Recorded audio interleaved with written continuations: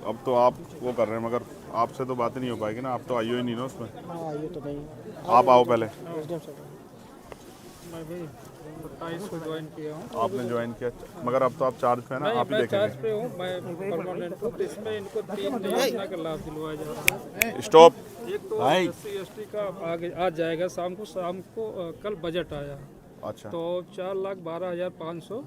मुझसे थोड़ा पीछे को हो जा रहा ये देख लीजिए, ये है। एक PM सेकंड। आप कब आए यहाँ? मैं 27 को है, आप 27 में आए। 27 को। फिर भी 7 दिन के अंदर वो पैसा जमा कराना होता है, आपको पता है? हाँ, ये तो उसमें रूल में है, मैं आपके खिलाफ SC/ST एक्ट का मुकदमा करा सकता हूँ, आपको पता है?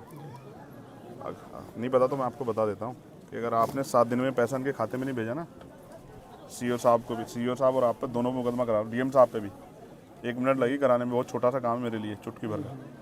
आप चाहोगे मुकदमे में फंसना? ये अच्छा नहीं है। दूसरी बात, अभी तक इस परिवार को परमानेंट सुरक्षा नहीं मिली और आप जानते हैं क्या माहौल है।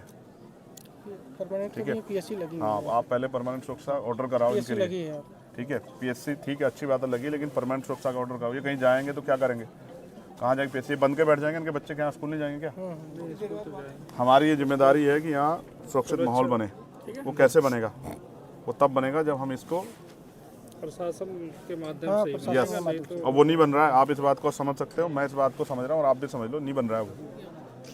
अगर वो बनता तो शायद इनको मेरी जरूरत नहीं पड़ती, ये आपके फिर भरोसा करके चैन से घर बैठ जाते, क्योंकि इस वर्दी में बहुत ताकत है। इस वर्दी को देख के आदमी महसूस करता है कि अब मैं सुरक्षित हूँ। और इसी वर्दी पे ना ये जो शेर का निशान है, ये हम सबको पावर देता है, ताकत देता है ये हमें। अब आप महसूस करो, या इतने वर्दी वालों के होते भी वो सुरक्षित नहीं महसूस करे, तो कारण क्या है? मेरे पे क्या है?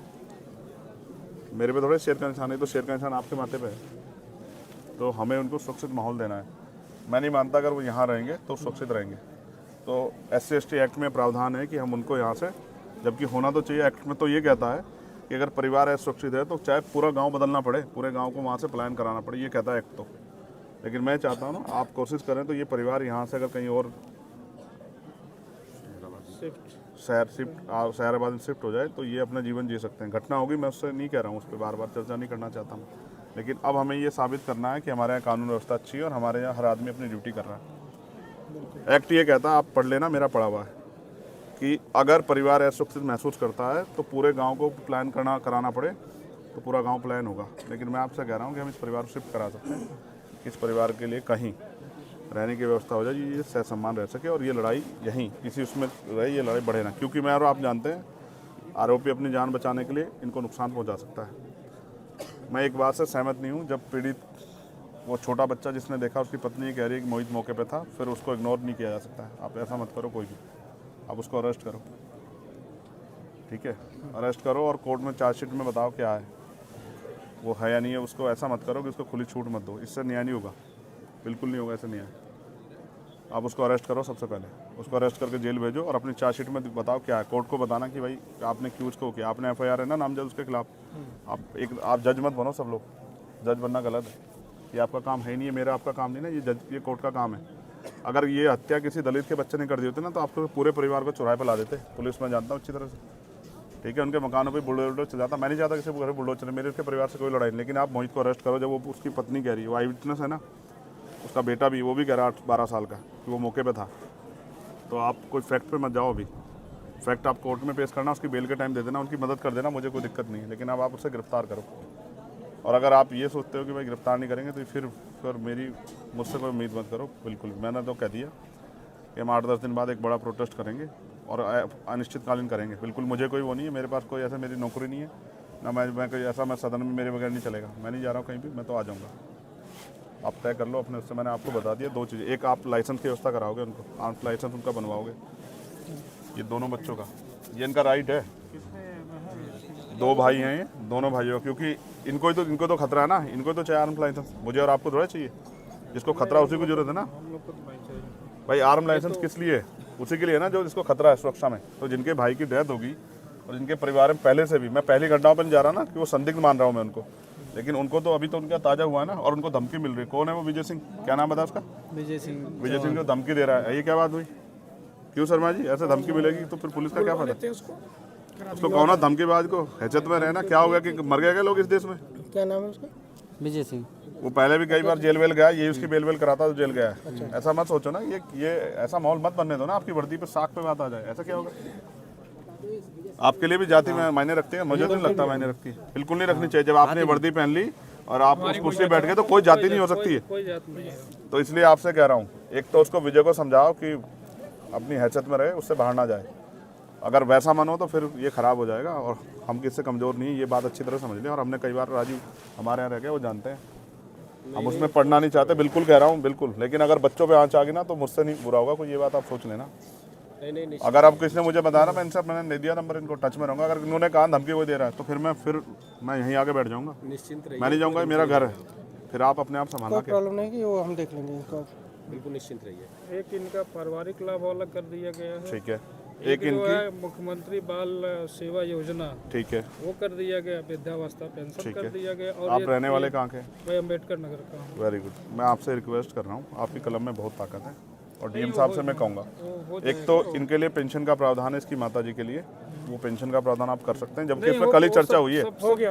आप भी जानते हैं ना भाई, कल से पहले चर्चा नहीं हुई ना। 27 को ज्वाइन किया तो मुझे पता चला, तो मैं फिर आकर एक्टिव किया। आप महसूस करो ना, कल ही इनसे आधार कार्ड मांगे ना, ये नहीं हुआ है। देखो, अगर आप ही सब लोग अपने आप सही कर देते ना तो मेरी जरूरत नहीं पड़ती। क्या करेगा चंद्रशेखर? मैं भी आपसे ही कहूँगा ना भाई, मैं किसे कहूँगा?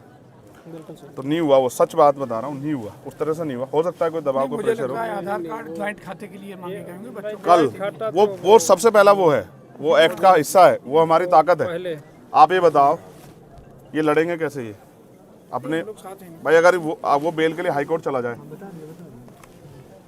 यहाँ उसको बेल ना मिले 302 में, वो हाई कोर्ट चला जाए, तो ये हाई कोर्ट जाके उसको अपोज कैसे करेंगे आप बताओ? उसमें चिन्हित भी करा दिया उसके बाद को, यहीं से जल्दी उसे सजा कराने का भी प्रोसेस चल रहा हुआ। नहीं तो उसको ना फास्ट ट्रैक कोर्ट में हम लेके जाएंगे, तब वो होगा। लगवा दिया है, ठीक है, और जल्दी से जल्दी उसमें सजा। मैं ये बात आपसे इसलिए कह रहा हूँ, ऑपरेशन कन्विक्शन चल रहा है, उसमें उसको करा दिया। सीरियसली कह रहा हूँ। जब मुख्यमंत्री से बात करते हैं हमें बड़ी खुशी होती है कि भाई ये न्यायप्रिय प्रदेश बन गया, कानून व्यवस्था अच्छी। और जब ऐसी घटनाएं होती है और उसमें अधिकारी कर्मचारी का रोल ऐसा होता है ना, तो बहुत अजीब लगता है कि क्या दलितों के लिए, मैं नहीं कह रहा था वो, मगर ये सच है, कहना पड़ेगा, क्या दलितों के लिए कानून अलग है क्या देश में? नहीं, वो तो संविधान से ही चलता है। तो संविधान फिर ऐसा कैसे? मैं तो देखता हूँ ना सब चीज़ों को, मेरे पास सारी घटनाएं आती है, मैं जाता नहीं हूँ। मैं इसलिए नहीं जाता कि इसका परमानेंट सोल्यूशन ढूंढ रहा हूँ मैं, इसका परमानेंट सोल्यूशन जाना नहीं है। तो मैंने आपसे मांग रखी, एक, मैं ये नहीं कह रहा हूँ कि आप खेती के लिए पट्टा दें, जबकि वो प्रावधान में, क्योंकि इनके पास ज़मीन है, मैंने उनसे पूछा, तो मैं उसके लिए नहीं कह रहा हूँ। मैं आपसे कह रहा हूँ, एक, इनके लिए आर्म्स लाइसेंस। दूसरा, अगर हम इनको यहाँ से शिफ्ट करा दें, ये एक्ट का पार्ट है, और अब आप पे बजट भी आप इस कर सकते हैं, ठीक है। दो, तीसरा, एक सुरक्षित माहौल उनके लिए, सुरक्षा व्यवस्था, क्योंकि बच्चे छोटे स्कूल जाए, उन पर क्या गहरा असर पड़ रहा होगा, उनका स्कूल बंद हो गया। कभी तो उनके मन में आएगा ना 2-4 दिन में कि हम स्कूल क्यों नहीं जा पा रहे, उनकी माँ क्या कहेगी? तो उत्तर प्रदेश में कानून व्यवस्था ऐसी कि आप जा नहीं सकते क्योंकि मर जाओगे। ये तो आपकी साख पे सवाल खड़ा हो जाएगा।